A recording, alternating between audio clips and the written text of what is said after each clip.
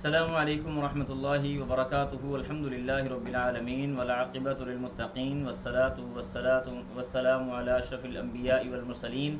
نبینا محمد وعلی آلہ وصحبہ ومن تبعہم بإحسان الی یوم الدین اما بعد اللہم انفعنا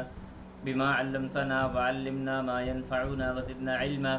سبحانك لا علم لنا الا ما علمتنا انك انت العلیم الحکیم رب اشرح لي صدری ويسر لي امری واحلل عقدة من لسانی یفقهوا قولی اللهم ربنا زدنا علما اللهم ربنا زدنا علما اللهم ربنا زدنا علما آمین۔ آؤ قرآن سمجھیں شروع سے لے کے آخر تک کا لیول 3 ہمارا چل رہا ہے، جس کے اندر انشاءاللہ ہم آج اپنا سبق نمبر 16 مکمل کرنے جا رہے ہیں، اور پارہ بھی ہمارا اللہ کی مدد توفیق کے ساتھ آج 16واں ہو جائے گا۔ تو گویا کہ آدھا سفر ہم نے طے کر لیا، اور اگلا جو آدھا سفر تھا اس کا بھی تھوڑا سا حصہ اللہ کی مدد توفیق کے ساتھ ہم مکمل کر چکیں گے آج کے سبق کے بعد انشاءاللہ باذن اللہ۔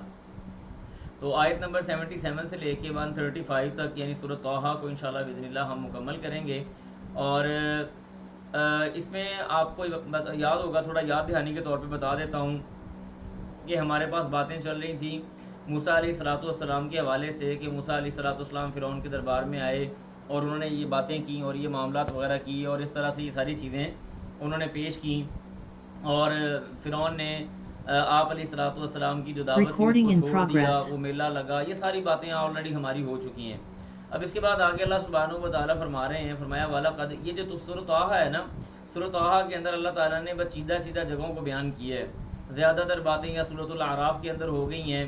اور یا پھر ہماری جو باتیں ہیں زیادہ تر وہ سورت مطلب قصص کے اندر جا کے ہو جائیں گی، اس طرح سے یہ معاملات وغیرہ مکمل ہو جائیں گے انشاءاللہ باذن اللہ۔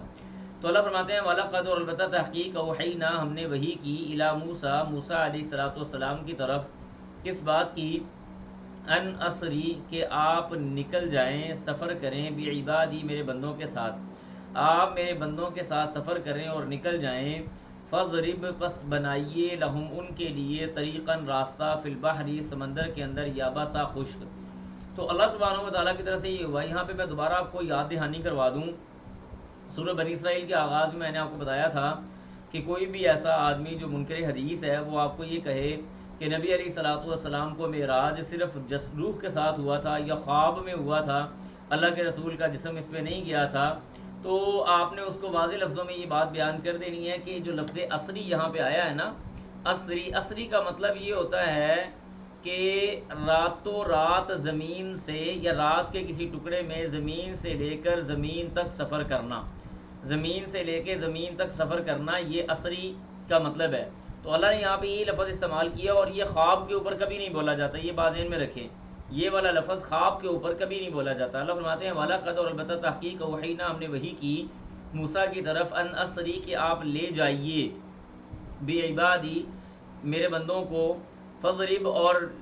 یعنی بنا دیں ان کے لیے، طریقاً، راستہ۔ اب موسیٰ علیہ السلام اللہ سبحانہ، یعنی وہ جو میلہ وغیرہ لگ گیا تھا اس کے بعد بڑی لمبی چوڑی آپس میں بات ہوتی رہی ہے، بار بار تبلیغ کا سلسلہ جاری رہا ہے، لیکن اس کا کوئی نتیجہ نہیں نکلا تو آخرکار اللہ سبحانہ و تعالیٰ نے موسیٰ علیہ السلام کو اجازت دے دی کہ آپ تشریف لے جائیں، میرے بندوں کو لے جائیں۔ فرعون کو جب یہ بات پتہ چلی تو اس نے بھی اپنا لاؤ لشکر تیار کر لیا۔ اب موسیٰ علیہ السلام جو اس وقت نکلے، اور یہ جو بحر الاحمر ہے جس کو ہم ریڈ سی کہتے ہیں، یہ نہر سویس اس وقت نہیں بنی ہوئی تھی، نہر سویس جو جس کو کہتے ہیں نا، وہ اس وقت نہیں تھی۔ تو موسیٰ علیہ السلام نے سوچا یہ کہ میں نے یہاں پہ یہ بحر الاحمر کے پاس پہنچ جاؤں گا، اور اس کے ذریعے سائیڈ پہ راستہ لیتے لیتے میں خشکی کے ذریعے جو اس وقت وادی سینا ہے اس کے اندر میں اتر جاؤں گا، ٹھیک ہے جی۔ تو اللہ سبحانہ و تعالیٰ نے، یعنی یہ جب یہاں پہ پہنچے، اب یہاں پہ پہنچتے ہیں، اور اس کے فوراً بعد پیچھے سے پتہ چلا کہ فرعون کا لشکر آ گیا، موقع ہی نہیں ملا اتنا کہ آگے بڑھتے۔ اللہ سبحانہ و تعالیٰ نے فرمایا، اب جب یہاں پہ پہنچ گئے، دیکھا آگے بڑا دریا ہے اور پیچھے فرعون کا لشکر ہے، پورے زور و شور کے ساتھ، پورے غصے کے ساتھ، پورے ہتھیاروں کے ساتھ۔ تو یہ سارے جو بنی اسرائیل تھے موسیٰ علیہ السلام کو تانے مینے دینا شروع ہو گئے، جی مارے گے، لٹے گے، یہ کیا کر دیا۔ تو اللہ سبحانہ و تعالیٰ نے کہا کہ آپ کے ہاتھ میں جو یہ لاٹھی ہے نا، اس کو ماریں تو یہ سمندر کے اندر انشاءاللہ راستہ بن جائے گا۔ اب موسیٰ علیہ السلام نے ان کو کہا لا تخافوا، نہ تم، یعنی اللہ سبحانہ و تعالیٰ فرماتے ہیں لا تخافوا، مت تم ڈرو، دراکن، دارکن کا مطلب ہوتا ہے تعاقب کرنا کسی چیز کا، پکڑے جانے کے خوف سے، آپ کو پکڑے جانے کا خوف نہ ہو، ولا تخشا، اور نہ ہی آپ ڈر محسوس کریں، آپ کو ڈرنے کا یا پکڑے جانے کا یا تعاقب کرنے کا خوف نہیں ہونا چاہیے۔ اللہ فرماتے ہیں فاتبعہم، اور پھر ان کے پیچھے آیا فرعون بجنودی ہی، اپنے لشکر کے ساتھ، اپنا لشکر لے کے پیچھے آیا۔ اب جب فرعون وہاں پہ پہنچا، موسیٰ علیہ السلام نے عصا مارا اور اللہ سبحانہ و تعالیٰ نے اس دریا کے اندر موٹر وے بنا دی، ہائی وے بنا دی، نیشنل ہائی وے بنا دی۔ اللہ کے کام ہے، وہ چاہے جو مرضی کرے۔ اور بعض مفسرین نے یہ بھی لکھا ہے کہ دونوں طرف ایسے پانی کھڑا ہو گیا تھا اور درمیان کے اندر اللہ نے راستہ بنایا۔ اب یہ راستہ بھی ظاہر ہے گیلا ہوگا، راستہ ڈیفینیٹلی گیلا ہوگا، سمندر نے راستہ چھوڑا ہے تو وہ خشک راستہ تو نہیں نہ ہوگا، ایسا گیلا راستہ ہوگا جس کے اندر پاؤں انسان کے دھنس جائیں۔ تو اللہ نے ہواؤں کو حکم دیا کہ جلدی جلدی چل کے اس راستے کو بالکل خشک کر دو، ٹھوس راستہ بنا دو، سڑک بنا دو جس کے اوپر سے یہ لوگ گزر جائیں۔ اب یہ جب لوگ گزر گئے، گزرنے کے بعد دوسری طرف پہنچ گئے، فرعون آیا، اس نے دیکھا لو جی یہاں پہ تو باشو 8 قسم کے ٹریک بنے ہوئے ہیں، زبردست قسم کا نیشنل ہائی وے بنا ہوا ہے، بغیر سوچے سمجھے وہ اس دریا کے اندر کود گیا۔ اب اللہ سبحانہ و تعالیٰ نے فوری طور پہ اس کو غرق نہیں کیا، بلکہ وہ آدھے سمندر تک، آدھے دریا تک آ گیا۔ اب یہ جو بنی اسرائیل سے یہ دیکھ رہے ہیں، غور سے دیکھ رہے ہیں کہ ابھی ہمارے پاس پہنچے گا، اور یعنی حلق جیسے انسان کا کہتے ہیں نا، مطلب کلیجہ دل کو آ جانا یا کلیجہ منہ کو آ جانا، اس قسم کی کیفیت کے ساتھ کھڑے ہیں۔ اللہ تعالیٰ فرماتے ہیں فغشیہم، اور ان کو ڈھانپ لیا، یعنی ڈبونا بعد کی بات ہے، غرق کرنا بعد کی بات ہے۔ آپ یوں سمجھیں کہ یہ لہریں اس طرح سے کھڑی تھی، یہ فرعون کا لشکر ہے، اللہ کہتے ہیں فغشیہم، ان کو ڈھانپ لیا، من الیمی، اس چیز نے، دریا نے، ما غاشیہم، جیسے کہ ان کو ڈھانپا، یعنی جس طرح سے ان کو ڈھانپنے کا حق بنتا تھا ویسے اس دریا نے ان کو ڈبو دیا اور ان کو ڈھانپ لیا۔ وَأَضَلَّ، اور اللہ فرماتے ہیں اور اضل، گمراہ کیا، فرعون نے قومہ، اپنی قوم کو، وما، اور نہیں تھا وہ، ہدایت کے راستے پہ، فرعون نے اپنی قوم کو گمراہ کر دیا۔ ان کو یہ کہتا تھا جس چیز کی طرف میں تمہیں بلا رہا ہوں وہی سیدھا راستہ ہے، وہی درست راستہ ہے، تم میرے راستے کی بات مان لو، نجات پا جاؤ گے، وغیرہ وغیرہ۔ اس کے بعد آگے اللہ فرماتے ہیں یا بنی اسرائیل، اے بنی اسرائیل، قد انجیناکم، تحقیق ہم نے تم کو نجات دی۔ اب یہ اللہ تعالیٰ کا بڑا احسان تھا، ان کی آنکھوں کے سامنے ان کے دشمن کو غرق کر دیا۔ فرمایا تحقیق ہم نے تم کو نجات دی، من عدوکم، تمہارے دشمن سے، وواعدناکم، اور ہم نے وعدہ کیا تم سے، جانب الطور الایمن، کوہ طور کی دائیں طرف کا، ونزلنا، اور ہم نے نازل کیا، علیکم تم پر، المن والسلوى، من و سلوى، اس حوالے سے ہم پہلے بات کر چکے ہیں۔ کلو، تم کھاؤ، من طیباتی، پاکیزہ چیزوں سے، ما رزقناکم، جو ہم نے تم کو فراہم کیا، ولا تطغوا، لیکن یہ بات یاد رکھو کہ تم نے سرکشی نہیں کرنی،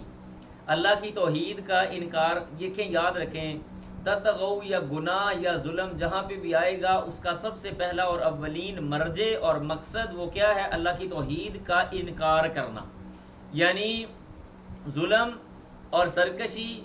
بغیون وعدون، تطغا، یہ سارے کے سارے الفاظ جب شروع ہوں گے تو اس کا مطلب کیا ہے کہ پہلا حق تھا اللہ کی ذات کے ساتھ انصاف کرنا، اور اللہ کی ذات کے ساتھ انصاف یہ تھا کہ انسان اللہ کے ساتھ کسی کو شریک نہ ٹھہرائے۔ انسان نے یہ کام کر لیا، پہلا اللہ کا حق ختم کیا، تو اس میں اولین ترجیح جو ہے وہ اللہ سبحانہ و تعالیٰ کی طرف سے دی جائے گی۔ فرمایا ولا تطغوا، تم نے سرکشی نہیں کرنی، نہ عقیدہ توحید کے اندر، نہ اپنے ذاتی معاملات کے اندر، نہ سوسائٹی کے معاملات کے اندر، فیکفیہ، اس کے اندر اللہ کہتا ہے تم نے ان کے اندر سرکشی نہیں کرنی۔ نتیجہ کیا نکلے گا اگر سرکشی کی؟ فیحل، تو نازل ہوگا علیکم تم پر، یعنی فیحل، وہ نازل کرے گا علیکم تم پر، فیحل نازل ہو جائے گی علیکم تم پر غضبی، میرا غصہ یعنی میرا عذاب تمہارے اوپر نازل ہوگا۔ ومن یحلل علیہ غضبی، ومن، اور جس پر، یحلل نازل ہو جائے، علیہ اس پر، غضبی میرا غصہ یا میرا عذاب، فقد ہوا، تو وہ کون سا ہے؟ وہ نیست و نابود ہونے والا ہے، اس آدمی کا کوئی نام و نشان نہیں رہے گا جس پر اللہ کا عذاب، اللہ کا غصہ، اللہ کا غضب نازل ہوا۔ پھر آگے اللہ فرماتے ہیں بے شک اللہ غضب و غصے والا ہے، بے شک اللہ سبحانہ و تعالیٰ جبار و قہار ہے، لیکن اس کے باوجود فرمایا وَإِنِّي، اور بے شک لغفار، میں معاف کرنے والا بھی ہوں۔ غفار یہ سپر نیٹو ڈگری ہے، ٹھیک ہے جی، غفار فعال کے وزن پہ آتا ہے، بہت زیادہ معاف کرنے والا ہوں، لیمن، اس کو، تابہ جو پلٹ آئے، توبہ کر لے، ومن، اور اس کو، جو آمنا ایمان لے آئے، وعمل اور نیک عمل کرے، صالحاً یعنی نیک عمل، ثم اہتدی پھر وہ ہدایت پر رہنا شروع ہو جائے. جو بندے نیک اعمال کریں گے، اللہ کی طرف رجوع کریں گے، اللہ ان کو معاف کرنے والا بھی ہے. اس کے بعد اب یہاں پہ بھی کافی سارا واقعہ نا وہ نہیں ہے، شارٹ کیا ہوا ہے. تو موسیٰ علیہ الصلوۃ والسلام اپنے 70 لوگوں کے ساتھ کوہ طور پہ چلے گئے. کوہ طور پہ جانے لگے، اللہ تعالیٰ نے ان کو بلایا، وہ گئے. اب یہ جو 70 لوگ تھے نا، یہ پیچھے تھے، اور موسیٰ علیہ الصلوۃ والسلام جلدی جلدی پہلے ہی کوہ طور پہ پہنچ گئے اللہ سے باتیں کرنے کے لیے نا، وادی طوا کے اندر پہنچ گئے. اللہ نے پوچھا وما اعجلک، اور کس چیز نے تجھے جلدی میں کر دیا، عن قومک تیری قوم سے، یا موسیٰ اے موسیٰ تجھے کون سی چیز اپنی قوم سے جلدی کر کے لے آئی. قال تو کہنے لگے ہم اولائی، اللہ یہ وہ ہیں، علی آثاری وہ میرے پیچھے پیچھے آ رہے ہیں، میرے نشانات پہ وہ موجود ہیں. وعجلت اور میں نے جلدی اس لیے کی، الیک تیری طرف، ربی اے میرے رب، لترضی تاکہ تو راضی ہو جائے. اصل میں وہ شوق تھا، وہ محبت تھا، وہ محبت تھی، وہ پیار تھا، وہ الفت تھی، وہ کانوں میں چاشنی تھی اللہ سبحانہ و تعالیٰ کی، جس کی وجہ سے موسیٰ علیہ الصلوۃ والسلام اپنی قوم کو چھوڑ کے ذرا جلدی جلدی پہلے کوہ طور پہ پہنچ گئے کہ جا کے اللہ سبحانہ و تعالیٰ کی آواز میں سن لوں. قالا تو کہا اللہ سبحانہ و تعالیٰ نے. اب یہ کوہ طور پہ پہنچے، وہاں پہ چلا کرنا تھا، جیسے 40 لیلتاً ہم پہلے پڑھ کے آئے، 40 دن کا، اور پھر اس کے بعد 50 دن اس کو بڑھا لیا. بہرحال موسیٰ علیہ السلام وہاں پہ موجود تھے، عبادت میں مشغول تھے. اللہ نے یہاں پہ خبر دے دی موسیٰ علیہ السلام کو کہ آپ کی قوم گمراہ ہو چکی ہے اور شرک کی بدترین بیماری کے اندر مبتلا ہو گئی ہے. یہاں سے آگے یہ باتیں شروع ہو گئی. اللہ کہنے لگے، فرمایا قال اللہ تبارک و تعالی، اللہ فرماتے ہیں فَإِنَّا پس بے شک ہم نے، قد تحقیق، فتنّا آزمایا ہے ہم نے، قومک آپ کی قوم کو، من بعدک آپ کے بعد، وَأَضَلَّهُمْ اور ان کو گمراہ کر دیا، السامری سامری نے. یہاں پہ 2-3 باتیں سامری کے حوالے سے یاد رکھیں. پہلی بات تو یہ سمجھ آ رہی ہے کہ سامری جو تھا یہ کوئی ایسا نام نہیں تھا، بلکہ ایک خاص قسم کا فرد تھا. اسی وجہ سے الف لام لگایا گیا، اسپیسیفک کیا گیا، خاص کیا گیا، السامری. دوسری بات یہ ہے کہ جو سامری تھا یہ اس کے آخر پہ یا نسبت کی لگی ہوئی ہے، تو یہ جو یا نسبت کی ہے یہ بات بتاتی ہے کہ اس کا نام سامری نہیں تھا، بلکہ یا تو اپنے کسی دادا کی طرف یہ منسوب تھا، یا پھر اپنے کسی قبیلے کی طرف منسوب تھا، یا پھر کسی جگہ کی طرف منسوب تھا. تو کسی نہ کسی طرف یہ منسوب تھا، اور بڑا شاطر اور چلاک قسم کا آدمی تھا. بنیادی طور پہ یہ چاہ رہا تھا کہ اس کو جو ہے وہ سلطنت دے دی جائے، سلطنت اس کو مل جائے. تو یہ سامری وغیرہ کے حوالے سے بات ہو رہی. فرمایا وَأَضَلَّهُمْ اور ان کو گمراہ کر دیا، کس نے؟ السامری سامری نے. سامری نے ان کو گمراہ کر دیا. پھر آگے اللہ فرماتے ہیں فَرَجَعَ تو لوٹے موسیٰ علیہ الصلوۃ والسلام اِلیٰ قَوْمِهِ اپنی قوم کی طرف، غضبانہ غصے کی حالت میں، آصفہ اور نہایت پریشانی اور افسوس کے ساتھ. افسوس اور پریشانی اور غصے کی حالت میں. یہ غضبان جو ہے یہ بھی آپ جانتے ہیں فعلان کے وزن پہ آتا ہے، اس کے اندر بھی مبالغہ پایا جاتا ہے، اس کے اندر بھی اضافت پائی جاتی ہے کسی چیز کے اندر، یعنی زیادتی پائی جاتی ہے. غضبان آصفہ، بڑا غصے کے ساتھ وہ لوٹے. قالا کہا یا قومی اے میری قوم، الم یعدکم کیا تم سے وعدہ نہیں کیا تھا، ربکم تمہارے رب نے، وعدن حسنا بہترین وعدہ. اے میری قوم کیا تم سے اللہ نے بہترین وعدہ نہیں کیا تھا. افطال علیکم العہد، افطال کیا لمبا ہو گیا تھا، علیکم تمہارے اوپر، العہد وعدہ، ام اردتم یا تم نے ارادہ کیا، ان یحل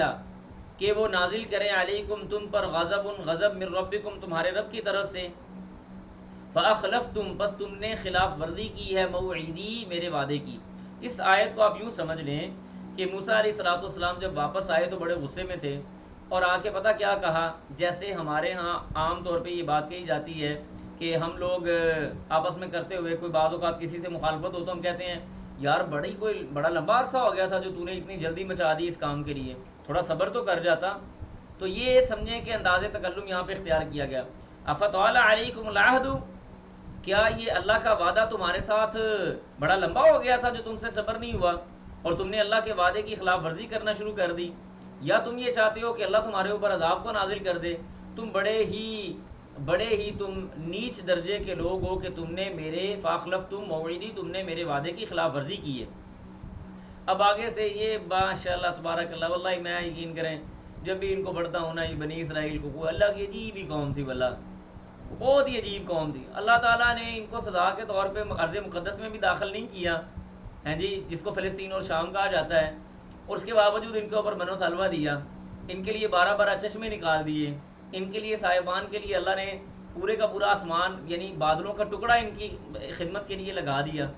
یہ پھر بھی کوئی علوم والے کام اور عجیب و غریب کام کرتے ہیں,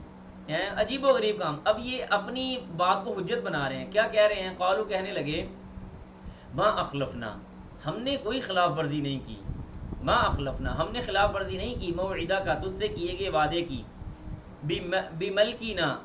اپنے اختیار کے ساتھ, یعنی وعدہ خلاف ورزی کر رہے ہیں, وعدہ خلافی کر رہے ہیں, لیکن کیا کہہ رہے ہیں کہ ہمیں اس پہ اختیار نہیں تھا. ہاں ولیکننا اور لیکن ہم تھے حملنا اٹھانے والے اوزارن بوجھ کو من زینت القومی قوم کی زیب و زینت سے. یعنی قوم کی زیب و زینت سے کیا مراد ہے؟ یہ لوگ جب مصر یعنی وہاں سے نکلے ہیں, فرعون کے علاقے سے مصر سے نکل کے آئے ہیں,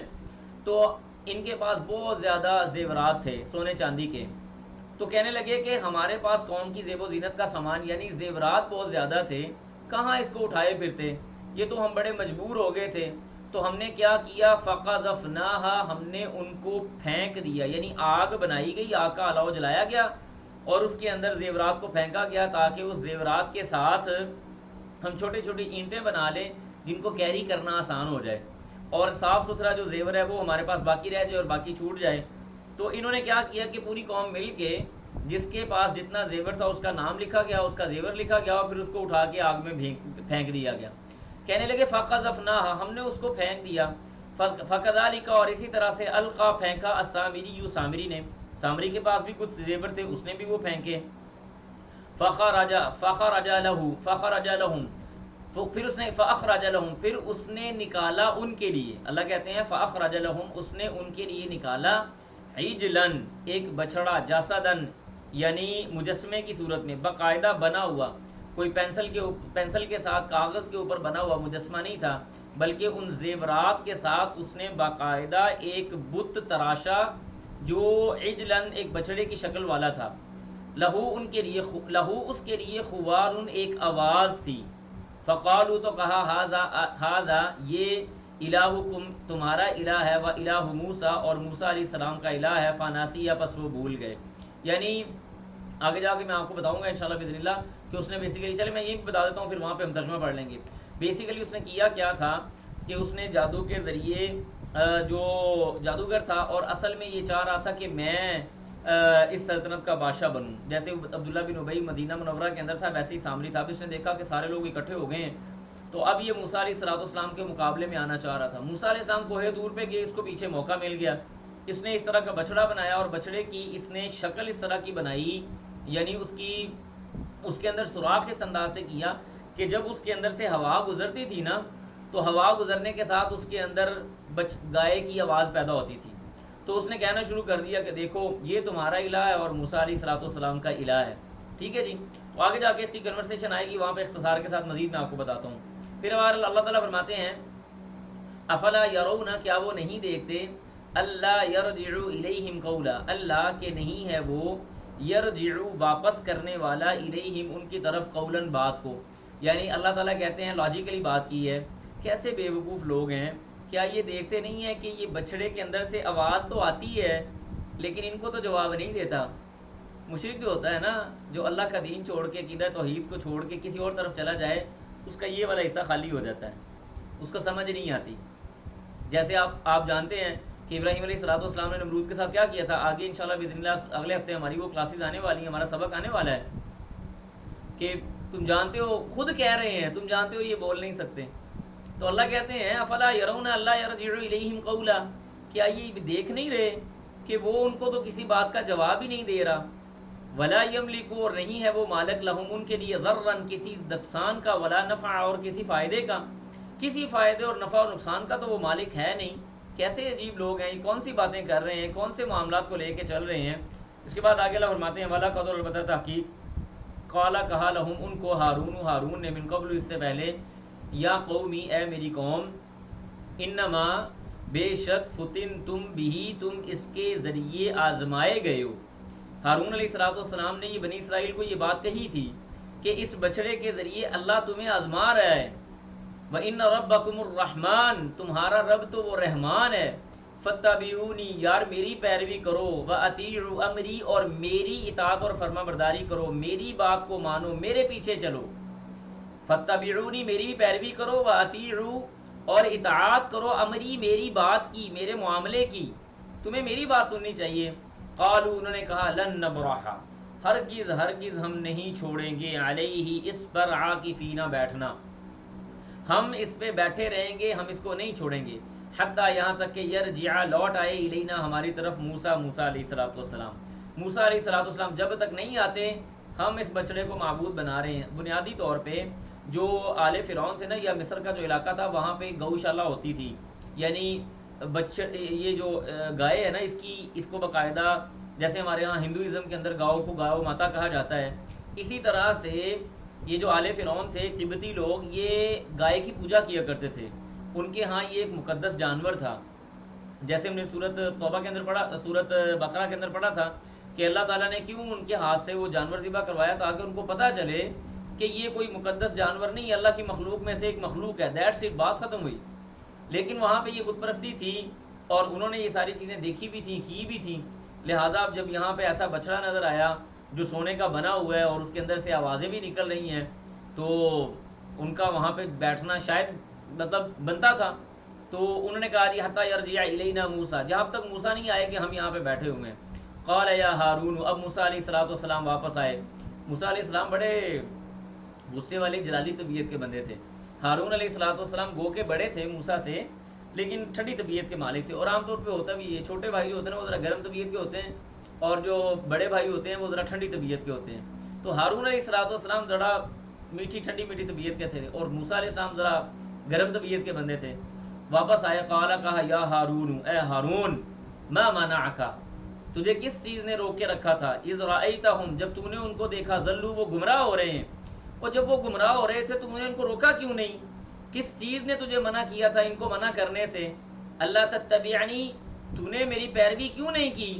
افعصیت امری، کیا تو نے میری نافرمانی کی ہے؟ اب ہارون علیہ السلام پہ موسیٰ علیہ السلام بھڑک رہے ہیں، غصہ کر رہے ہیں.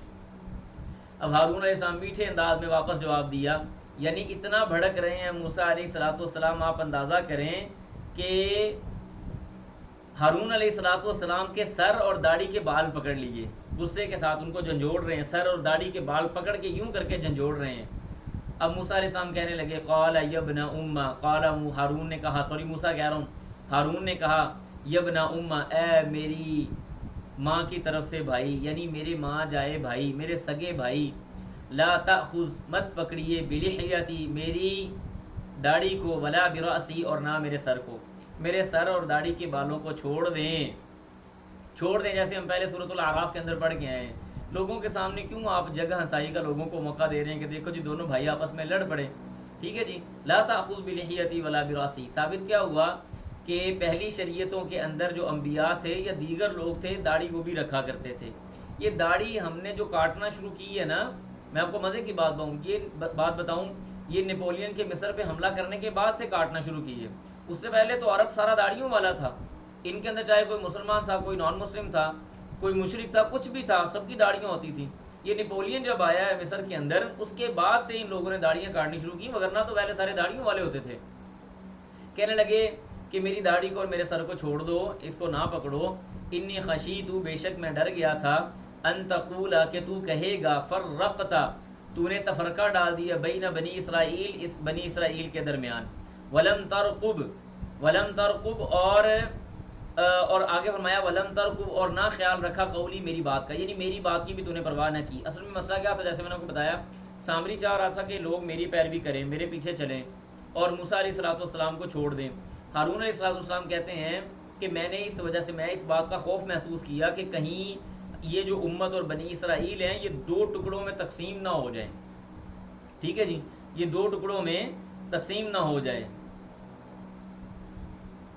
بالکل ایسے ہی ہے. ٹھیک ہے جی، کہ اے میرے بھائی، کہ ایسے نہ، یعنی میں اس بات سے ڈر گیا تھا کہ تو آگے مجھے کہے کہ تو نے میری قوم کے اندر تفرقہ ڈال دیا، لوگ دو حصوں میں تقسیم ہو گئے، کچھ اس کے پیچھے لگ گئے، کچھ میرے پیچھے لگ گئے. تو میں اس وجہ سے ڈر گیا. اور مفسرین نے یہ بات بھی لکھی ہے کہ ہارون علیہ السلام واقعی خوفزدہ ہو گئے تھے. انہوں نے جب ان کو منع کیا تھا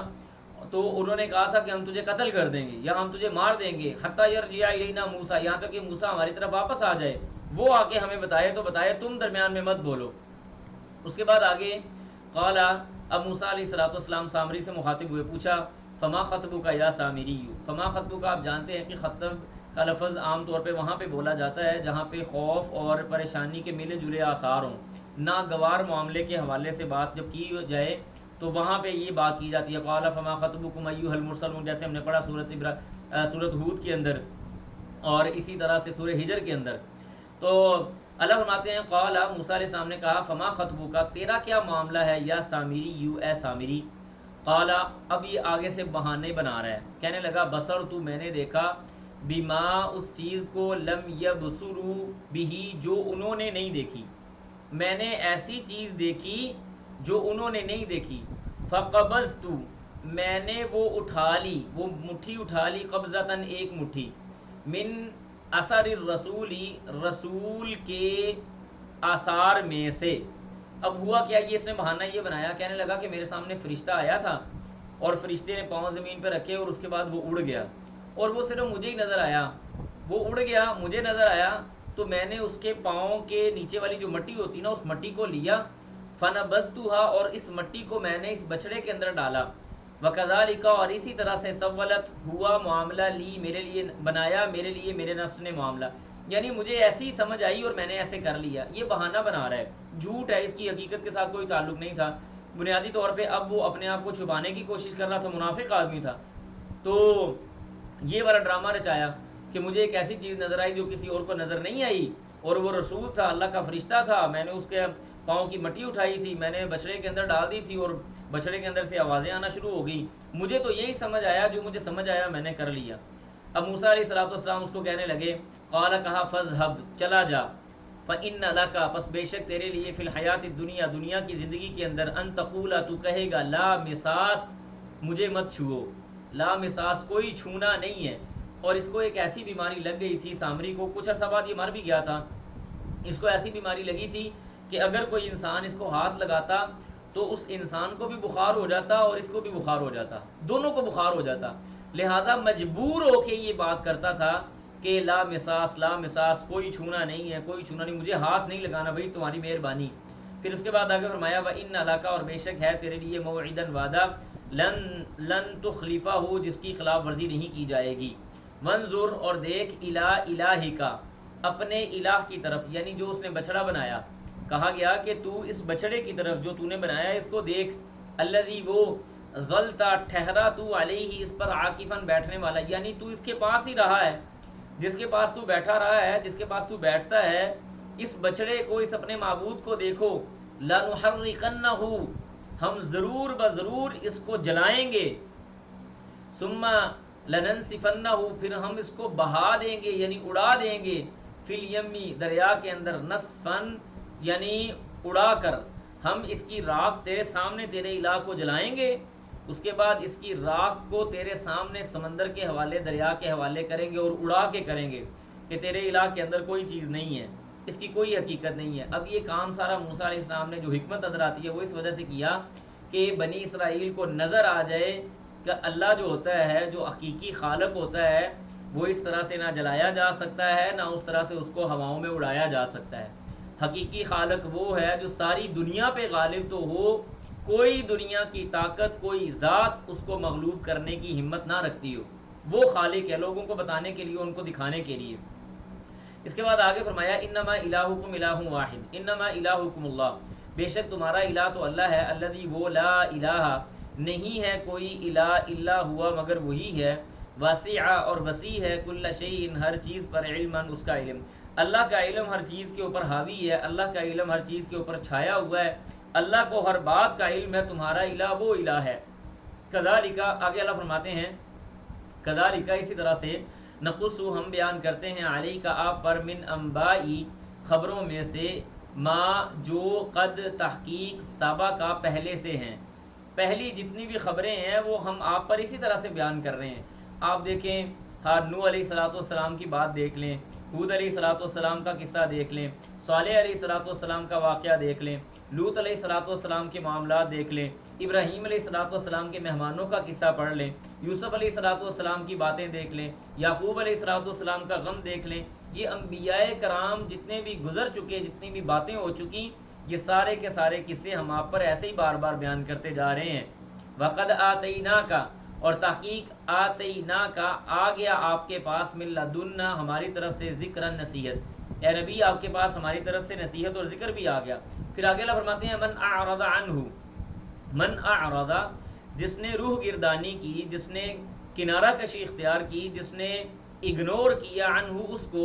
فإنہ تو بس بے شک وہ، یحمل اٹھائے گا، یوم القیامہ قیامت کے دن، وزرن اپنے بوجھ کو. اللہ نے جو نصیحت کر دی، جو پہلے انبیاء کو نصیحت کی تھی، تورات، زبور، انجیل یا دیگر صحائف کی صورت میں، وہ ساری کی ساری نصیحت، یا اے نبی جو آپ کی امت کے لیے ہم نے نصیحت بنا کے بھیجا، یہ قرآن مجید فرقان حمید، اگر کوئی بھی آدمی اس قرآن کو حرف آخر نہیں سمجھتا، نہیں اس سے اپنے مسائل کو حل کرواتا، نہیں اپنے معاملات کو دیکھتا، تو اے نبی قیامت کے دن وہ اپنے بوجھ کو خود اٹھا کے لے کے آئے گا. اور یاد رکھیں، لا تزر وازرۃ وزر اخری، اللہ کا یہ قاعدہ اور قانون اور اللہ کی سنت یہ ہے، کوئی آدمی کسی دوسرے کا بوجھ قیامت کے دن نہیں اٹھائے گا. ان احسنتم احسنتم لانفسکم وان اسأتم فلھا، اگر تم اچھے کام کرو گے اس کا فائدہ تمہیں ہوگا، اور اگر تم برائی کو اختیار کرو گے تو بوجھ بھی تمہیں اٹھانا پڑے گا. سادہ مثال اس کی یوں لے لیں کہ ہمارے پاؤں ہی ہمارے سر کا بوجھ اٹھاتے ہیں، ہمارے سر کا بوجھ کسی دوسرے کے پاؤں نہیں اٹھا سکتے. اللہ کہتے ہیں قیامت کے دن یہ لوگ اپنا بوجھ اٹھا کے آئیں گے، خالدین فیہا، اس میں ہمیشہ ہمیش رہیں گے، وساء اور بہت ہی برا ہے، لہم ان کے لیے، یوم القیامہ قیامت کے دن، حملن وہ بوجھ، یعنی قیامت کے دن جب وہ اس بوجھ کو لے کے آئیں گے تو بڑی مشقت کے ساتھ آئیں گے. اور آپ جانتے ہیں رسول اللہ صلی اللہ علیہ وسلم نے فرمایا قیامت کے دن بعد ایسے لوگ آئیں گے، اللہ اکبر کبیرہ، قیامت کے بعد جہنم جنت تو ایک الگ بات ہے، لیکن قیامت کا باضابطہ جو اپنا دن ہے نا، وہ بھی بڑا سنگین ہے. مومنین کے لیے نہیں، مومنین کے لیے تو وہ دن ایسے ہوگا جیسے مغرب، عصر سے مغرب کا ٹائم ہے. وہ لوگ جو اللہ کی رحمت کی نگاہ سے دور ہوں گے، پریشانی تو ان کے لیے ہوگی. نبی صاحب نے فرمایا قیامت کے دن بعد ایسے لوگ آئیں گے جو اپنے سر کے بل چل کے آ رہے ہوں گے، سر کے بل. صحابہ نے پوچھا اللہ کے رسول سر کے بل کیسے چلا جا سکتا ہے؟ نبی صاحب نے فرمایا جو ذات دو پاؤں پہ چلا سکتی ہے نا، وہ سر کے بل بھی چلا سکتی ہے. بعض لوگ آئیں گے اپنے پسینے میں، ذاتی اپنے پسینے کے اندر یہاں تک ڈوبے ہوئے ہوں گے، ٹھوڑی تک ڈوبے ہوئے ہوں گے، ٹھوڑی تک ڈوبے ہوئے آئیں گے. اللہ سے دعا کریں گے یا اللہ اس پسینے سے جان چھڑوا لے، بے شک جہنم میں پھینک دے. اس قدر اذیت کے اندر ہوں گے اپنے اس پسینے کے اندر. بڑا مشکل کام ہوگا، بڑا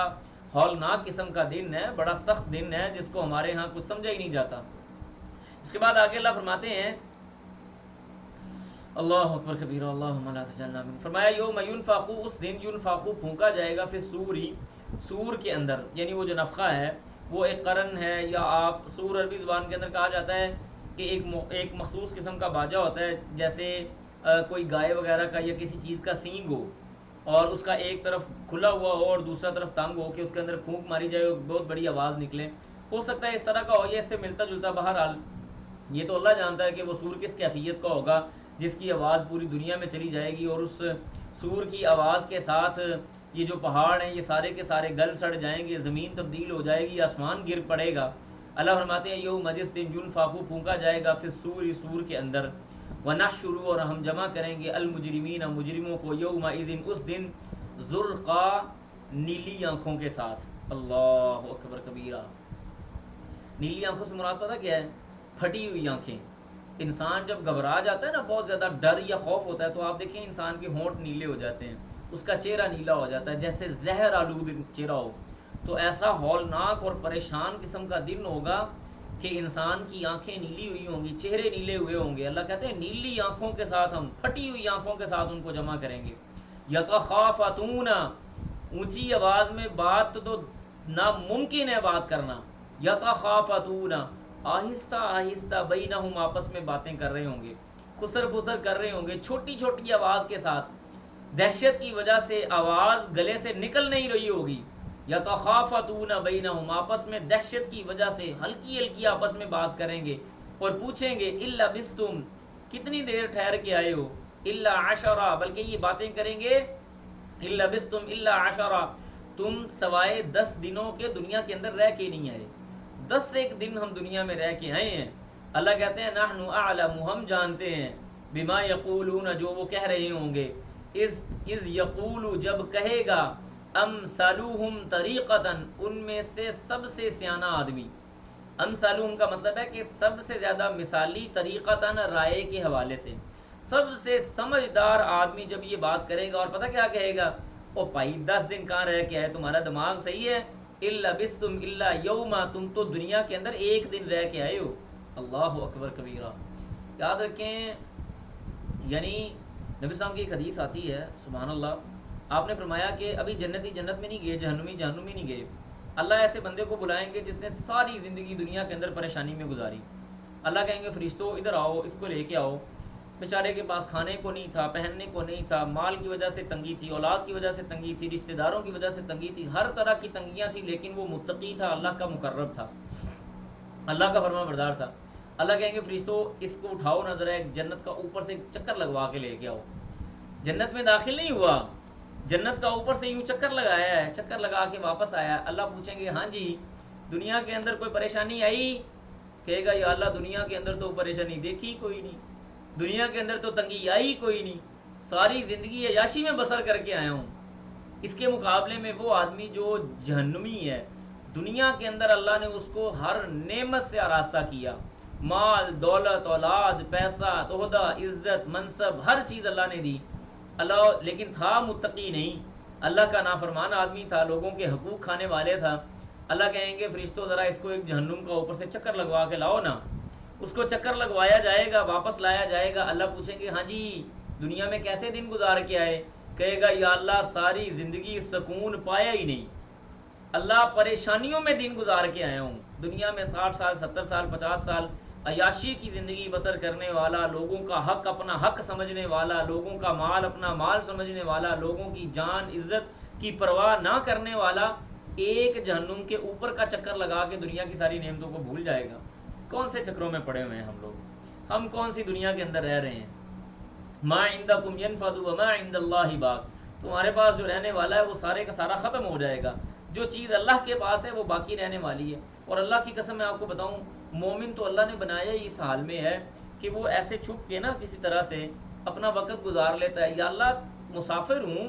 تھوڑا سستانے کے لیے رکا ہوں، یہ درخت کی چھاؤں مل گئی تھی رک گیا ہوں، یہ میرا مسکن نہیں ہے، میں نے آگے گزرنا ہے، تھوڑا ٹائم سپینڈ کرنے کے لیے مجھے اللہ تو اتنا مال دے کہ میں تھوڑا سا یہاں پہ وقت گزار سکوں۔ مومن تو چھپ چھپا کے لوگوں سے بچ بچا کے اپنا وقت پورا کرنے کے لیے دنیا میں آیا ہے، بس وہ پروسیس مکمل کرنے کے لیے آیا، وگرنہ اس کا حقیقی گھر تو اللہ کی جنت ہے۔ ٹھیک ہے جی، تو اس لیے اس بات کا بڑا ذہن کے اندر خیال رکھیں کہ ہم نے یہاں پہ دائمی اور ہمیشہ نہیں رہنا، واپس ایک نہ ایک دن اللہ سبحانہ و تعالیٰ کی طرف جانا ہے۔ اللہ فرماتے ہیں وَيَسْأَلُونَكَ، اور وہ سوال کرتے ہیں آپ سے، عَنِ الْجِبَالِ، پہاڑوں کے حوالے سے، فَقُلْ کہہ دیجئے، يَنْسِفُهَا، انہیں بکھیر دے گا ربی میرا رب، نصفاً اڑا کر، اللہ ان کو ریزہ ریزہ کر کے بکھیر دے گا، وَتَكُونُ الْجِبَالُ كَالْعِهْنِ الْمَنْفُوشِ، اللہ کہتے ہیں ایسے جیسے پنجی ہوئی کوئی روئی ہوتی ہے، یہ پہاڑ ایسے روئی کے ذروں کی طرح ہواؤں میں اڑ رہے ہوں گے۔ یوم تبدل الارض غیر الارض والسماوات وبرزوا للہ الواحد القہار، زمین اللہ بدل دے گا، آسمان سے ستارے ٹوٹ کے زمین پہ آ جائیں گے۔ اذا الشمس كورت واذا النجوم انكدرت واذا الجبال سيرت واذا العشار عطرت اذا السماء انفطرت واذا الكواكب انتصرت واذا الجبال فجرت واذا البحار فجرت اذا السماء انشقت واذنت لربها وحقت واذا الارض مدت والقت ما فيها وتخلت۔ کبھی وہ قیامت کی ہولناکیاں پڑھیں تو صحیح ہمیں پتہ چلے اللہ کیا کہہ رہے ہیں۔ فرمایا یہ جو پہاڑ اتنے بڑے بڑے جن کو انسان سر نہیں کر سکتا، اللہ ان کو روئی بنا کے ہوا میں اڑا دے گا، فَيَذَرُهَا، اور ان کو چھوڑ دے گا، قَاعًا، کھلا صفصفا میدان، اللہ ان کو کھلا اور چٹیل میدان بنا کے ہموار کر کے رکھ دے گا، اتنے بڑے بڑے پہاڑ، لا ترا، آپ نہیں دیکھیں گے، فیہا، اس کے اندر، عوجا، کوئی ٹیڑھا پن،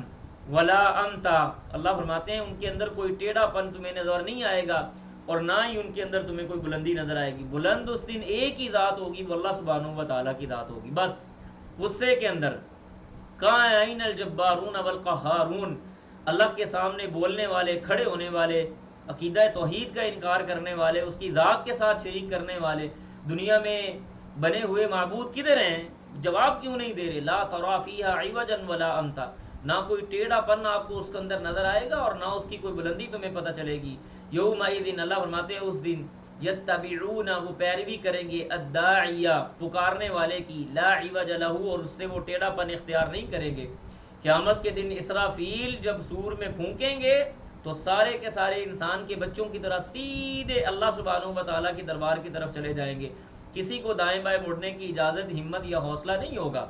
سیدھے اللہ کے راستے کی طرف، سیدھے اس کی طرف۔ دنیا کے اندر دین کے داعی کو باتیں کرنے والے، اس کو بیوقوف سمجھنے والے، اس کو یہ سمجھنے والے کہ پتہ نہیں کہ دنیا میں کیوں آ گیا ہے، اس کو تو پتہ ہی نہیں، جی مولوی صاحب سر پہ پگڑی اور ٹوپی پہن کے مسجد میں بیٹھ رہے ہیں، ان کو تو پتہ ہی نہیں دنیا کے اندر کیا ہو رہا ہے، یہ باتیں کرنے والے اس دن جب داعی پکارے گا تو چپ کر کے اس کے پیچھے پیچھے جانا شروع ہو جائیں گے۔ اللہ اکبر۔ اللہ فرماتے ہیں وَخَشَعَتِ الْأَصْوَاتُ لِلرَّحْمَنِ، اللہ اکبر، فرمایا وَخَشَعَتِ الْأَصْوَاتُ، آوازیں پست ہو جائیں گی، آوازیں پست ہو جائیں گی، پست ایسی پست ہوں گی کہ آواز نکلے گی نہیں کسی کی بندے کی گلے سے۔ وَخَشَعَتِ الْأَصْوَاتُ، آوازیں پست ہو جائیں گی، للرحمن، اللہ کے لیے، یا اللہ تیرے سامنے بولنے کی ضرورت ہی نہیں ہے۔ فلا تسمع، اللہ کہتے ہیں تو نہیں سنے گا، الا ہمسا، مگر ہلکی ہلکی آواز، وہ ہلکی آواز میں کوئی بندہ بات کر لے تو کر لے، وگرنہ با آواز بلند کسی کو ہمت اور جرت نہیں ہوگی کہ اللہ کے سامنے بول سکے۔ فلا تسمع الا ہمسا۔ اس کے بعد اللہ فرماتے ہیں یومئذ، یہ ایسا دن ہوگا، لا تنفع الشفاعہ، یہاں پہ بہت بڑے بڑے جبے کبے والے لوگوں کے ہاتھ پہ بیعت کرنے والے بندے اللہ کے سامنے عاجزی و انکساری کے ساتھ کھڑے ہوں گے۔ یومئذ لا تنفع الشفاعہ، اللہ کہتے ہیں جس دن سفارش کام ہی نہیں آنی، الا من اذن، ہاں جس کو اللہ اجازت دے دے، لہو الرحمن، جس کو رحمان اجازت دے، ورضیہ، اور وہ راضی ہو جائے، لہو اس کے لیے، قولاً، بات کے حوالے سے، بات کرنے کے حوالے سے، سفارش کرنے کے حوالے سے اللہ اس کو اجازت دے دے تو پھر سفارش کام آئے گی، وگرنہ سفارش بھی کام نہیں آئے گی۔ اور سفارش کن کی جائے گی؟ کسی مشرک کی سفارش کی جائے گی؟ ایسے نہیں ہوگا۔ سفارش کے لیے ضروری ہے کہ انسان عقیدہ توحید کے اوپر ہو، جو سفارش کر رہا ہے وہ بھی اور جس کی سفارش کی جا رہی ہے وہ بھی۔ اللہ کہتے ہیں یعلم، وہ جانتا ہے، ما بین ایدیہم، جو انہوں نے آگے بھیجا، وما خلفہم، اور جو انہوں نے پیچھے بھیجا، ولا یحیطون، اور اس کا کوئی احاطہ نہیں کر سکتا، علما، اپنے علم کے ساتھ۔ اللہ کا احاطہ، اللہ کے علم کا احاطہ کوئی انسان اپنے علم کے ذریعے نہیں کر سکتا۔ اور اس کے بعد آگے اللہ فرماتے ہیں واللہ العظیم، یقین کریں یہ ایسی آیتیں ہیں، اگر انسان تنہائی میں بیٹھ کے ان آیتوں کو پڑھ کے غور و فکر کر لے تو سمجھ آ جائے ساری باتیں۔ اللہ کہتے ہیں وعانت الوجوہ للحی القیوم، وعانت جھک جائیں گی، الوجوہ، چہرے، دنیا کے اندر یوں اکڑ کے، یا میری گردن میں سریا ہے، میں نے دائیں بائیں نہیں ہونا، میں نے نیچے نہیں ہونا، میں نے جھکنا نہیں، میں نے کسی کی بات نہیں ماننی۔ اللہ کہتے ہیں وعانت الوجوہ، یوں کر کے کھڑے ہوں گے اللہ کے سامنے، للحی القیوم، حی اور قیوم کے سامنے گردنیں جھکائے سامنے کھڑے ہوں گے۔ اللہ کہتے ہیں وقد خواب، اور نامراد ہو گیا، تہ و بالا ہو گیا، ختم ہو گیا، من حمل، جس نے اٹھایا، ظلمن، ظلم، یعنی جس آدمی نے ظلم کیا، ظلم والا معاملہ کیا اور اللہ سبحانہ و تعالیٰ کے ساتھ شرک کیا، وہ بندہ نامراد ہو گیا، وہ مایوس ہو گیا، وہ ختم ہو گیا، وہ برباد ہو گیا۔ وَمَن يَعْمَلْ، اور اس کے مقابلے میں، من الصالحات، جنہوں نے نیک اعمال کیے، وَهُوَ مُؤْمِنٌ، اس حال میں کہ وہ مومن ہوئے، فَلَا يَخَافُ ظُلْمًا، ان کو کسی ظلم کی، کسی تکلیف کی، کسی ناانصافی کا خوف نہیں ہوگا۔ فلا یخاف ظلما، ان کے جو چہرے نظر آ رہے ہوں گے، وجوہ یومئذ مسفرہ ضاحکۃ مستبشرہ، اللہ کہتے ہیں ہنستے مسکراتے، فیقول ہاؤم اقرؤوا کتابیہ، لوگوں کے درمیان میں دوڑتے پھر رہے ہوں گے، یہ دیکھو میرا نامہ اعمال اللہ نے مجھے پاس کر دیا، مجھے جنت کا پروانہ مل گیا۔ وینقلب الی اہلہ مسرورا، دوڑ کے خوشی کے ساتھ اپنے اہل و عیال کی طرف جائے گا، ان کو بتائے گا دیکھو اللہ نے مجھے کامیابی کا پروانہ تھما دیا۔ مومنوں کی خوشی کا تو عالم ہی کچھ اور ہوگا، ان کے تو چہروں سے نظر آ رہا ہوگا فلا یخاف ظلما، ان کو آج ناانصافی کا ڈر نہیں ہے۔ دنیا کی عدالتوں کے اندر جتنی مرضی ناانصافی ہوتی رہے، اللہ کی وہ واحد عدالت ہے جہاں پہ مومنین کو پتہ ہوگا کہ آج ظلم نہیں کیا جائے گا، ناانصافی اور زیادتی نہیں کی جائے گی، آج اللہ سبحانہ و تعالیٰ اپنے عدل کا ترازو قائم کرنے والا ہے، اور یہی وہ بات ہے جو انسان کو لاجیکلی پروو کرتی ہے کہ کوئی نہ کوئی ایسا دن ضرور ہونا چاہیے تھا جس دن انصاف کیا جائے، عدل کیا جائے اور بدلہ دیا جائے، نیکی کرنے والے کو اس کا بدلہ دیا جائے اور حق کھانے والے کو اس کی سزا دی جائے۔ انسان کی عقل اس بات کا تقاضا کرتی ہے۔ فلا یخاف ظلم، اللہ کہتے ہیں ان کو کوئی نا انصافی کا ڈر نہیں ہوگا، ولا حزما، اور نہ ہی کسی نقصان کے لیے وہ خوف زدہ ہوں گے۔ وکذالک، اور اسی طرح سے انزلناہ، ہم نے نازل کیا قرآن کو عربیا، عربی زبان کے اندر، وصرفنا، اور ہم نے بیان کی، فیہ، اس کے اندر، من الوعید، مختلف قسم کی وعیدیں، مختلف قسم کا ڈرانا ہم نے اس قرآن کے اندر نازل کیا ہے، لعلہم یتقون، تاکہ وہ متقی ہو جائیں، او یحدثو، یا پیدا کر دیے جائے، لہم، ان کے لیے، ذکرہ، کوئی نصیحت، یعنی وہ یا تو متقی ہو جائیں یا ان کے دلوں کے اندر کوئی نصیحت پیدا ہو جائے،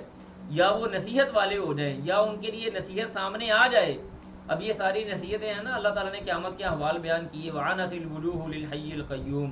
لا یخاف ظلما ولا حزما، یہ قیامت کی ساری علامتیں ہیں، یہ ساری قیامت کی اللہ سبحانہ و تعالیٰ ہولناکیاں بیان کر رہے ہیں۔ تو یہ اس لیے ہے کہ لوگوں کو پتہ چلے کہ ہم نے کیا کرنا ہے۔ اس کے بعد آگے اللہ فرماتے ہیں فتعال اللہ الملک الحق، فتعال اللہ تو بلند و بالا ہے، الملک، اللہ تعالیٰ بلند و بالا ہے، الملک وہی حقیقی بادشاہ ہے، الملک الحق وہی حقیقی بادشاہ ہے، ولا تعجل، اور نہ آپ جلدی کیجئے، بالقرآن، قرآن کے ساتھ، من قبل، اس سے پہلے، ان یقضا، کہ مکمل کر دی جائے، الیک، آپ کی طرف، وحیہ، اس کا وحی کرنا۔ اصل میں نبی علیہ السلام 2 مرتبہ اللہ تعالیٰ نے قرآن مجید میں یہ باتیں بیان کی ہیں۔ جب وحی آتی تھی تو نبی علیہ السلام جلدی جلدی پڑھنا شروع کرتے تھے کہ کہیں یہ جو وحی ہے یہ مجھے بھول نہ جائے۔ تو اللہ تعالیٰ نے پہلے سورۃ قیامہ کے اندر بات بیان فرمایا، لا تحرک بہ لسانک لتعجل بہ، ان علینا جمعہ وقرآن فاذا قرأناه فاتبع قرآن۔ اللہ کے رسول رک گئے ہوں گے ہو سکتا ہے، لیکن پھر ہو سکتا ہے بعض اوقات کبھی بات کر لی ہو، تو دوبارہ اللہ تعالیٰ نے یہاں پہ یہ بات بیان کی کہ قرآن کے ساتھ آپ جلدی مت کیجئے، جب تک اس کی وحی پوری نہ ہو جائے آپ خاموشی سے اس قرآن کو سنیں۔ اور پھر آگے اللہ فرماتے ہیں وقر ربی، اور کہہ دیجئے اے میرے رب، زدنی، اضافہ فرما میرے، علما، علم کے اندر۔ چند دعائیں ایسی ہیں جن کو اللہ نے حکم دے کے نبی السلام کو کہا ہے کہ ان کو مانگا کرو، ان میں سے ایک دعا یہ ہے وقر ربی زدنی علما۔ اس کے بعد فرمایا والا قد، البتہ تحقیق، عہدنا، ہم نے وعدہ لیا، الی آدم، آدم سے، من قبل، اس سے پہلے، فناسی، پس وہ بھول گئے، ولم نجد، اور نہیں پایا، لہو، ہم نے ان کے لیے، عزمن، کوئی پختہ ارادہ۔ اور آدم علیہ السلام سے اللہ نے کیا وعدہ لیا تھا کہ آپ نے اس درخت کے پاس نہیں جانا، ولا تقربا هذه الشجرة فتكونا من الظالمین، آپ نے اس درخت کے پاس نہیں جانا، یہ وعدہ لیا۔ اب جنت کے اندر ایسے نہیں ہوا کہ اللہ نے وعدہ لیا اور آدھے گھنٹے بعد آدم بھول گئے، ایسا نہیں ہوا، ایک لمبا عرصہ گزر گیا، پھر اس کے بعد آدم علیہ السلام کے دماغ کے اندر وسوسے ڈالنا شروع کیے شیطان نے، آہستہ آہستہ آدم علیہ السلام وہ وعدہ بھول گئے۔ پھر کیا ہوا، اس کے بعد آگے اللہ فرماتے ہیں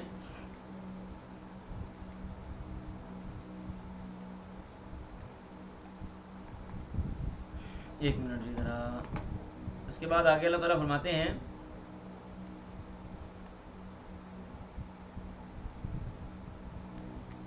یہ بار بار آ جاتا ہے سامنے، ہاں جی،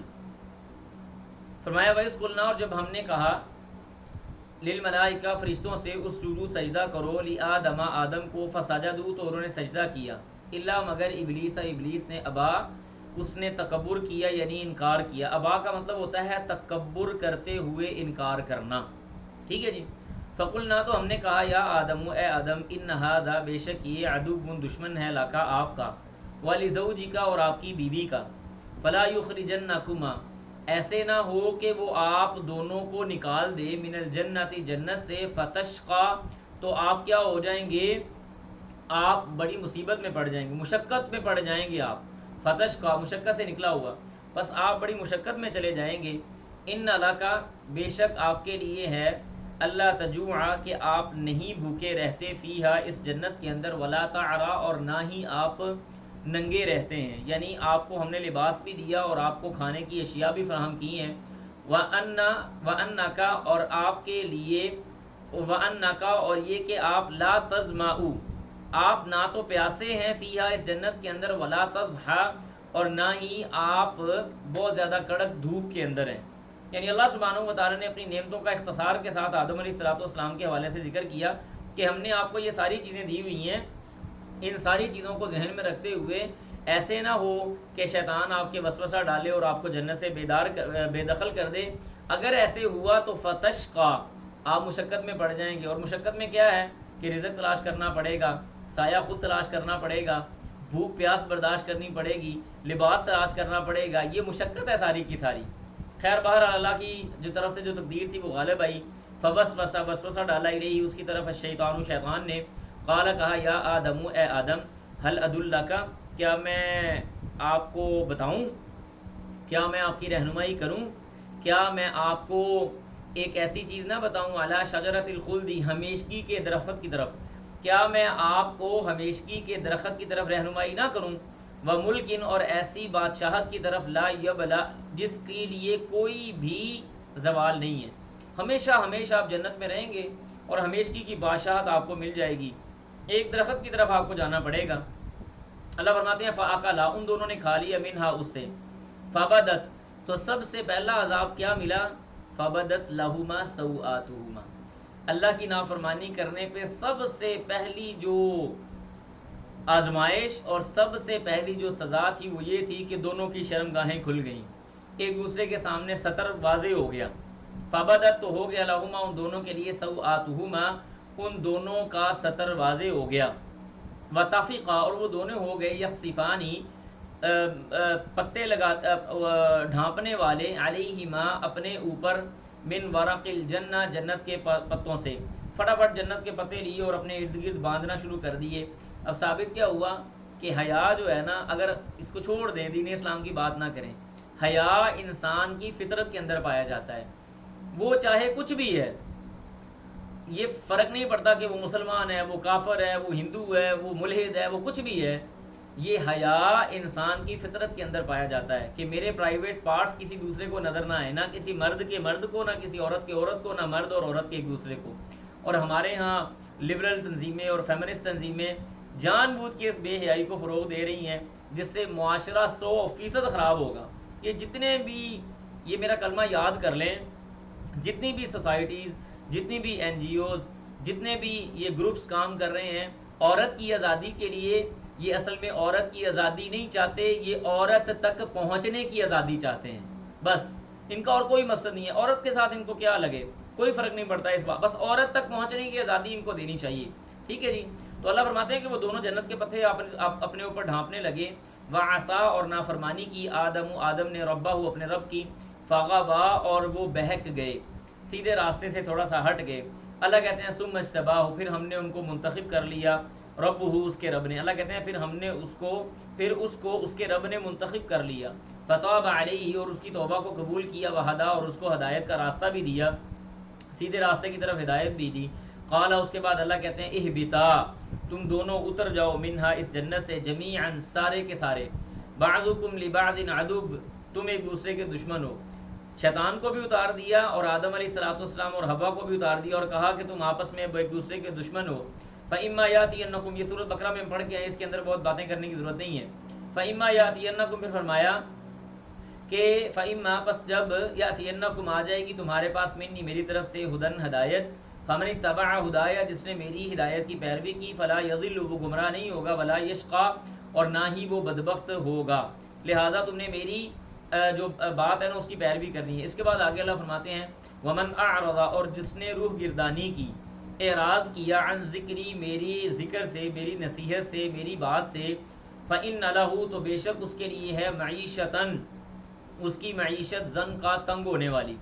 یعنی یاد رکھیں انسان جب دین کو چھوڑتا ہے، اللہ کے راستے کو چھوڑتا ہے، تو سب سے پہلا عذاب اللہ پتہ کیا دیتے ہیں، انسان کے اوپر اس کی معیشت کو تنگ کر دیا جاتا ہے۔ پہلا عذاب اللہ کی طرف سے معیشت کی تنگی ہے۔ آپ کے ملک میں کیا ہو رہا ہے، ہمارے ملکوں کے اندر کیا ہو رہا ہے، اسلامک ممالک کے اندر کیا ہو رہا ہے، اللہ کے دین کو چھوڑا، اللہ کی کتاب کو چھوڑا، وہ 313 تھے لیکن اللہ کے دین کو تھامے ہوئے تھے، اللہ نے 1000 کو ان کے سامنے ریت کی طرح کر کے رکھ دیا۔ اب یہ کروڑ سوا کروڑ یہودی ہیں اور 53 اسلامی ممالک ہیں، اربوں کی 1.8 بلین تعداد ہے، اور آپ کے سامنے ہمارا حال ہے کہ ہم لوگ کہاں پہنچے ہوئے ہیں۔ اللہ کہتے ہیں معیشتاً ضنکا، تمہیں کھانے پینے کے پیچھے لگا دیں گے، بھوک کی فکر تمہیں ڈال دیں گے، ٹھیک ہے جی. اور جیسے کہ اللہ فرماتے ہیں کہ جب تک بستیاں جو ہیں وہ نیکی کے کام کرتی رہتی ہیں، تقوی اختیار کرتی رہتی ہیں، اللہ تعالیٰ ان کے اوپر اپنی رحمتوں کو نازل کرتا رہتا ہے. سب سے اور یہ جو معیشت کا تنگ ہونا ہے نا، یہ بات نوٹ کر لیں، یہ بھی ذہن میں رکھیں. معیشت کا تنگ ہونا یہ مطلب نہیں ہے کسی انسان کے پاس پیسے ختم ہو جائیں یا مال ختم ہو جائے، نہیں. معیشت کا تنگ ہونا یہ ہے کہ انسان کے پاس باوجود پیسوں کی فراوانی کے اس کا دل مطمئن نہ ہو. وہ پھر کہے اور آنے دو اور آنے دو اور آنے دو، مجھے کچھ اور چاہیے، ابھی میں اس مال سے سیر نہیں ہوا. اللہ تعالیٰ انسان کے دل کے اندر سے غنا کو کھینچ دے. وگرنہ تو معیشت اس آدمی کی بھی بڑی اچھی ہے جس کو 5-10 ہزار روپے مہینے کے ملتے ہیں اور وہ بڑے خوشی کے ساتھ کہتا ہے الحمدللہ رب العالمین، اللہ کا بڑا احسان ہے، اس نے بڑا سخی رکھا ہوا ہے. اس آدمی کی معیشت بڑی مستحکم ہے. معیشت خراب اس بندے کی ہے جو کروڑوں اربوں ہونے کے باوجود مطمئن نہیں ہو رہا. اللہ اس کو غنی نہیں کر رہا، اس کے اندر سے حرص اور لالچ نہیں ختم ہو رہی، اس کو ایسا نفس نہیں مل رہا جو سیر ہو جائے. اللہ فرماتے ہیں ہم اس کی معیشت کو تنگ کرتے ہیں. وَنَحْشُرُهُ، اور ہم اٹھائیں گے ان کو یوم القیامت، قیامت کے دن اعما، اندھا کر کے. اللہ کے دین کو چھوڑنے والے اور قرآن سے روگردانی کرنے والے، اللہ کے راستے کو سیکنڈ پریورٹی بھی نہیں، تھرڈ اور فورتھ پریورٹی پہ رکھنے والے، فرمایا قیامت کے دن ہم ان لوگوں کو اندھا کر کے اٹھائیں گے. اور یہ انسان پتہ کیا کہے گا؟ قالا، کہے گا ربی، اے میرے رب، لما حشرتنی، یہ میرا حشر کیوں ہو گیا، اعما، کہ میں اندھا ہو گیا، وقد کنت بصیرا، حالانکہ میں تو دیکھنے والا تھا، میں تو دیکھنے والا تھا. اللہ فرمائیں گے، کہا جائے گا، قالا، کہے گا اللہ تعالیٰ، کذالک، جیسے، اتت کا آیا تیرے پاس، آیاتنا، ہماری آیتیں، فنسیتہا، تو نے ان کو بلا دیا تھا، تو نے ہماری آیتوں کو چھوڑ دیا، ان کو بھلا دیا، ان کو ختم کر دیا، ان کو ترک کر دیا. وَكَذَلِكَ، اسی طرح سے، الْيَوْمَ، آج، تُنْسَا، تو بلا دیا گیا ہے، ہم نہیں تجھے جانتے تو کون ہے. اور میں پہلے بھی یہ بات کرتا ہوتا ہوں کہ جہنم کا عذاب، قیامت کا عذاب چھوڑ دیں ان کو اپنی سائیڈ پہ. سب سے بڑا عذاب یہ ہے قیامت کے دن اللہ تعالیٰ انسان کو یاد رکھتے ہوئے جانتے بوجھتے اگنور کر دے. اللہ کو پتہ ہو کہ یہ بندہ کون ہے، اللہ کو پتہ ہے کہ یہ انسان کیسا ہے، اس کے باوجود اللہ تعالیٰ آپ کی طرف رحمت کی نگاہ سے دیکھے ہی نہ. آپ اللہ کے سامنے ادھر آئیں، اللہ ادھر ہو جائیں، آپ اللہ کے سامنے ادھر آئیں، آپ ادھر ہو جائیں، آپ فرشتوں کے پاس اپنا نامہ اعمال لے کے جائیں، یار چیک کرنا میرا کہاں پہ نام ہے، میں جنتی ہوں، میں جہنمی ہوں، میرا نامہ اعمال تو تول دو. وہ اپنا رجسٹر کھول کے کہیں ہمارے پاس تیرا نامہ اعمال نہیں موجود، چل بچا کے ہو، چل نکل یہاں سے.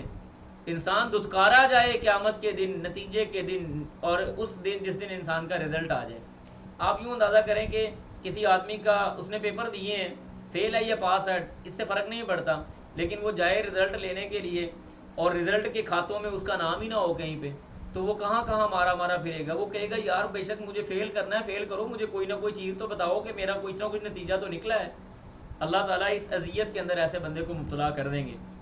اس کے بعد آگے اللہ فرماتے ہیں وَكَذَلِكَ، اور اسی طرح سے نجزی، ہم جزا دیتے ہیں، من اسرف، جو حد سے تجاوز کرنے والا ہے، ولم یؤمن، اور نہیں وہ ایمان لانے والا، بآیات ربی، اپنے رب کی آیات پر، ولعذاب الآخرہ، اور آخرت کا عذاب، اشد، وہ بڑا سخت ہے، وابقا، اور ہمیشہ رہنے والا ہے. افلم یہدی لہم، اللہ فرماتے ہیں افلم یہدی، کیا نہیں ہدایت پائی، لہم، ان کے لیے، یعنی کیا ان کو یہ بات معلوم نہیں ہوئی، کیا ان تک یہ خبریں نہیں آئیں کہ کم اہلکنا، کتنے ہی کو ہم نے ہلاک کیا، قبلہم، ان سے پہلے، من القرون، بستیاں. کیا ان کے پاس یہ خبریں نہیں آئیں یا ان کو یہ ہدایت نہیں ملی کہ ان سے پہلے ہم نے کتنی ہی بستیوں کو ہلاک کر کے رکھ دیا. یمشون فی مساکنہم، یمشون، وہ چلتے تھے، فی مساکنہم، اپنے گھروں میں، وہ اپنے گھروں میں چلنے والے تھے امن و امان کی حالت میں. اللہ فرماتے ہیں ان فی ذالک، بے شک اس کے اندر، لآیات، البتہ نشانیاں ہیں، لأولی النہی، عقل والوں کے لیے، عقل والوں کے لیے اس کے اندر بڑی نشانیاں ہیں. پھر آگے فرمایا ولولا، اور اگر نہ ہوتا، کلمۃ، بات، اگر یہ بات نہ ہوتی، سابقت، پہلے سے طے شدہ، من ربک، تیرے رب کی طرف سے، لکانا، تو ہو جاتا، لزامن، عذاب، واجل، اور حالانکہ، واجل مسمى، اور حالانکہ ایک وقت مقرر ہے. یعنی اللہ فرماتے ہیں کہ اب اگر ان کے لیے وقت مقررہ نہ ہوتا عذاب کے لیے یا قیامت کے دن کے حوالے سے، تو اللہ سبحانہ و تعالیٰ فوراً ان کے اوپر ضرور بضرور اللہ کی طرف سے ان کے اوپر عذاب آ جاتا. تو یہ اللہ تعالیٰ نے پہلے سے طے کیا ہے کہ تمہارے اوپر وقت سے پہلے عذاب نہیں آئے گا. فَإِذَا جَاءَ أَجَلُهُمْ لَا يَسْتَأْخِرُونَ سَاعَةً وَلَا يَسْتَقْدِمُونَ، اپنے وقت پہ جا کے یہ ساری چیزیں پوری ہوں گی، اس سے پہلے نہیں ہوں گی۔ اس کے بعد آگے اللہ فرماتے ہیں فصبر، بس صبر کیجئے، علی اس پر ما یقولون جو وہ کہتے ہیں، وسبح اور تسبیح بیان کیجئے، بحمد ربک اپنے رب کی حمد کے ساتھ، قبل طلوع الشمس سورج کے طلوع ہونے سے پہلے، وقبل غروبها اور اس کے غروب ہونے سے پہلے۔ اس سے مراد صبح شام کے اذکار بھی لیے جا سکتے ہیں کہ اللہ سبحانہ و تعالیٰ کے جو صبح شام کے اذکار ہیں وہ سورج نکلنے سے پہلے پڑھنے چاہیے اور سورج کے غروب ہونے سے کچھ پہلے پڑھنے چاہیے۔ اور اس سے مراد بعض مفسرین نے نمازیں بھی دی ہیں۔ قبل طلوع الشمس سے مراد فجر کی نماز ہے، وقبل غروبها سے مراد عصر کی نماز ہے، ومن آناء اللیل اور رات کے اندھیرے میں، فسبح پس تسبیح بیان کیجیے، رات کے اندھیرے سے مراد تہجد کی نماز ہے، واطراف النہار اور دن کے اطراف کے اندر، اور دن کے یعنی کناروں میں، دن کے کنارے تین ہو سکتے ہیں جس کے اندر فجر بھی آ سکتی ہے، مغرب بھی آ سکتی ہے اور عشاء بھی آ سکتی ہے، یا فجر عصر اور عشاء بھی آ سکتی ہے۔ بہرحال یہ مطلب یہ ہے کہ اللہ سبحانہ و تعالیٰ کا ذکر ہر حال میں کریں، لعلک ترضی تاکہ آپ اس سے راضی ہو جائیں، تو اللہ تعالیٰ سے راضی ہو جائیں۔ اس کے بعد آگے اللہ سبحانہ و تعالیٰ فرماتے ہیں ولا تمدن اور نہ آپ پھیلائیں عینئی کا اپنی آنکھیں، تمدن عینئی کا مطلب یہ ہے کہ کسی کے مال کو دیکھ کے اس سے یعنی آپ متاثر ہو جانا، آپ نہ پھیلائیں اپنی آنکھوں کو الی اس طرف ما متعنا جو ہم نے فائدہ دیا ان کو بھی، اس کے ساتھ ازواجن بیویوں کی صورت میں، منہم ان سے، زہرۃ الحیات الدنیا اللہ فرماتے ہیں یہ آرائش کیا ہے دنیا کی زندگی کے حوالے سے۔ زہرہ کا مطلب ہوتا ہے آرائش یا زیبائش، یہ زیب و زینت یا آرائش یہ دنیا کی زندگی کے لیے ہے، لنفتینہم تاکہ وہ آزمائے، فیہم ان کو، فیہ اس کے ذریعے، یعنی یہ اس کے لیے کہ اللہ تعالیٰ ان کو آزمائے، ورزق اور رزق ہے ربک تیرے رب کی طرف سے، خیر بہتر، وابقا اور ہمیشہ رہنے والا، یعنی جو رزق اللہ تعالیٰ آپ کو فراہم کرے گا وہی بہترین اور وہی ہمیشہ رہنے والا ہے۔ اس کے بعد آگے اللہ فرماتے ہیں وَأْمُرْ أَهْلَكَ اور حکم دیجئے اپنے گھر والوں کو، کس کا؟ بِالصَّلَاةِ نماز کا، وَاسْطَبِرْ اور ثابت قدم ہو جائیں، یعنی کنسسٹنسی آپ کے اندر آ جائے اور آپ مستقل مزاجی کے ساتھ علیہا اسی پہ باقی ہو جائیں، آپ نماز پڑھیں اور اپنے گھر والوں کو نماز پڑھنے کا حکم دیں۔ یہاں پہ ہمارے یہاں کیا ہے کہ ہم کوئی بندہ اپنے گھر والوں کو کہتا ہے نا کوئی نماز ادا کریں، گھر والوں سے مراد رشتہ دار بھی ہو سکتے ہیں، رشتہ داروں کو بھی بندہ کہ یار چلو نماز پڑھتے ہیں، او جا بھائی تو اتنا حاجی صاحب ہے تو پڑھا، نماز ہم نے پڑھی ہوئی ہے ساری۔ یہ ہماری حالت ہے واللہ، یقین کریں اللہ حکم دے رہے ہیں نبی کو وَأْمُرْ أَهْلَكَ بِالصَّلَاةِ وَاسْطَبِرْ عَلَيْهَا، پھر فرمایا لا نسألک ہم تو آپ سے سوال نہیں کر رہے رزقاً کسی رزق کا، نحن نرزقک ہم تو آپ کو رزق فراہم کرتے ہیں، والعاقبۃ اور آخرت کا گھر جو بہترین ہے، للتقویٰ وہ تقوی والوں کے لیے ہے، متقین کے لیے اللہ سبحانہ و تعالیٰ نے آخرت کا بہترین گھر بنایا ہوا ہے۔ پھر اس کے بعد اللہ فرماتے ہیں وقالوا اور وہ کہتے ہیں لولا یأتینا بآیۃ من ربی کیوں نہیں آتی ہمارے پاس آیت من ربی ہی اس کے رب کی طرف سے، اس کے رب کی طرف سے کوئی نشانی کیوں نہیں آ جاتی۔ اللہ فرماتے ہیں اولم تأتیہم بینۃ ما فی الصحف الاولی اولم تأتیہم کیا نہیں آئی تمہارے پاس یا ان کے پاس بینۃ نشانیاں، ما اس میں فی الصحف الاولی جو پہلے صحیفے گزر چکے، پہلے صحیفے جو گزر چکے کیا اس کے اندر نشانیاں نہیں آئیں؟ ولو ان اہلکناہم بعذاب من قبل ولو پھر فرمایا ولو اور اگر انا ہم اہلکناہم ان کو ہلاک کرنے بعذاب عذاب کے ساتھ من قبل اس سے پہلے، لقالوا تو وہ کہیں گے ربنا اے ہمارے رب، لولا کیوں نہیں ارسلتا تو نے بھیجا الینا ہماری طرف رسولا کوئی رسول، فنتبع ہم پیروی کرتے آیاتک کا تیری آیاتی کا تیری آیتوں کی، من قبل اس سے پہلے، ان نضل کہ ہم ذلیل و رسوا ہوتے، ونخزا اور ہم رسوا ہو جاتے، ہم ذلیل ہوتے۔ ثابت کیا ہوا؟ مطلب اس آیت کو سمجھیں اس طرح سے، اللہ فرماتے ہیں کہ ہم نے ان سے پہلے بھی صحف کے اندر ساری باتیں بتائیں اور اپنی نشانیاں بیان کی، اور ان سے پہلے بڑے سارے لوگ جو یعنی جن کو ہم نے بستیوں کو ہلاک بھی کیا ان کی باتیں بھی ان تک پہنچ گئیں، اور اگر ہم ان کو ڈائریکٹ اور فوراً عذاب دے دیں تو یہ کھڑے ہو کے اللہ کے سامنے پتہ کیا کہیں گے، اللہ تو نے ہماری طرف کوئی رسول کیوں نہیں بھیجا کہ ہم اس کی پیروی کر لیتے اور تیری آیتوں کو مان لیتے۔ ٹھیک ہے جی، اس سے پہلے کہ ہم ذلیل و رسوا ہو جاتے اور عذاب میں مبتلا ہوتے۔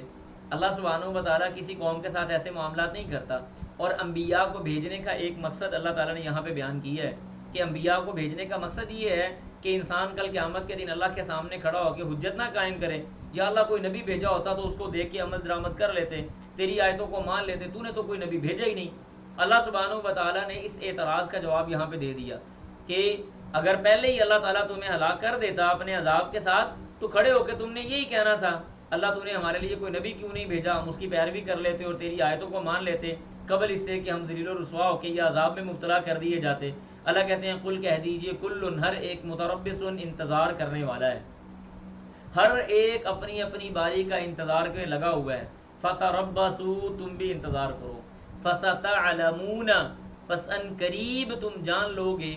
من کون ہے، اصحاب الصراط السوی، سیدھے راستے کے اوپر رہنے والے لوگ، ومن اہتدی، اور کون ہیں وہ لوگ جو ہدایت یافتہ ہیں۔ لہٰذا جیسے سارے انتظار کر رہے ہیں تم بھی انتظار کرو، انتظار کے بعد تمہیں اندازہ ہو جائے گا سیدھے راستے پہ کون تھا اور ہدایت کے راستے پہ کون تھا۔ تو یہ ہماری الحمدللہ سورۃ طٰہٰ یہاں پہ مکمل ہوئی۔ اللہ سبحانہ و تعالیٰ سے دعا جو آپ کے سامنے رکھا اس کے اوپر عمل کرنے کی توفیق عطا فرمائے۔ سبحانک اللہم و بحمدک،